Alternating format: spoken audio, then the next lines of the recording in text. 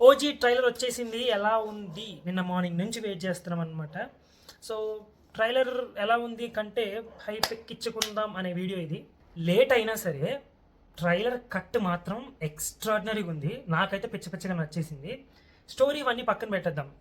Story సింపుల్గానే ఉంటుంది. ఓజస్ గంభీర 10 years తర్వాత ముంబై వస్తున్నాడు. ఎందుకు వస్తున్నాడు, ఎలా వస్తున్నాడు, ఏంటి, ఇదంతా సింపుల్ స్టోరీ పక్కన పెట్టేద్దాం.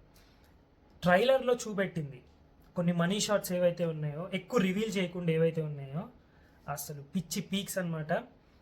అంటే ఎక్కువ రివీల్ చేయకుండా సినిమా గురించి ఏవైతే మనీ షాట్స్ అని అంటామో అవి తెగ పెట్టేసి ఫుల్ హైప్ ఎక్కిచ్చేసేసి అలా ఏం చేయలేదన్నమాట. కరెక్ట్గా ఉంది నా ఒపీనియన్లో, పర్ఫెక్ట్గా ఉంది.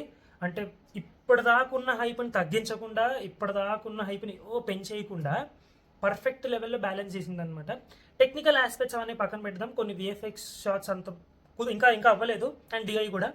సో టెక్నికల్గా పక్కన పెట్టేస్తే పిచ్చి పీక్స్ ట్రైలర్ కట్టు. సుజిత్ కుమ్మేశాడు. ఇంకా తమన్ బాబోయ్ చింపవుతలు పడేశాడు అనమాట. ట్రైలర్కి హైలైట్ మాత్రం పవన్ కళ్యాణ్ తర్వాత తమనే. అసలు ఫస్ట్ నుంచి లాస్ట్ దాకా కుమ్మేస్తానే ఉన్నాడు.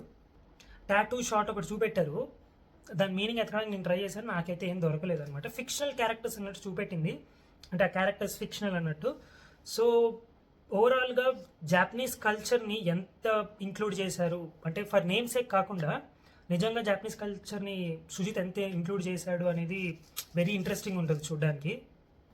ఓవరాల్గా చెప్పాలంటే అసలు ఎందుకు ఓజీకి ఇంత ఎక్స్పెక్టేషన్, ఇంత హైప్ ఉంది అంటే, అంత పెద్ద హీరో ఒక యంగ్ డైరెక్టర్తో వర్క్ చేయడం అనేది, అంటే మంచి ప్రోడక్ట్ వస్తుంది అనే ఒక ఎక్స్పెక్టేషన్ అనమాట. ఆర్ మనం అనుకుంటాం, బికాస్ యంగ్ డైరెక్టర్ మనకు నచ్చినట్టు చూపెడతాడు హీరోని అన్నట్టు. అండ్ అలానే ఉంది కూడా.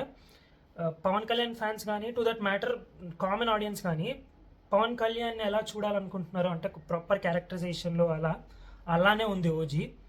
అసలు పిచ్చిగా ఉన్న ఎక్స్పెక్టేషన్స్. 25th రోజు 24th నుంచే స్టార్ట్ అయిపోద్ది. 25th రోజు మాత్రం క్రేజీ అనమాట.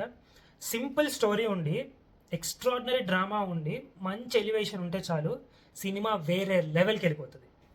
ఫైనల్ ఒకటే చెప్తాను, ఇప్పటిదాకా వచ్చిన సాంగ్స్ కానీ, మ్యూజిక్ కానీ, స్కోర్ అంతా కానీ ఎక్స్ట్రాడినరీగా ఉందన్నమాట. తమనన్న ఇచ్చి పడేశాడు. డాల్బీ అట్మాస్లోనే చూడండి. 25th రోజు కలుద్దాం మూవీ ఎలా ఉందో అని. Until then like, share, subscribe కొట్టేయండి, మర్చిపోకూడదు.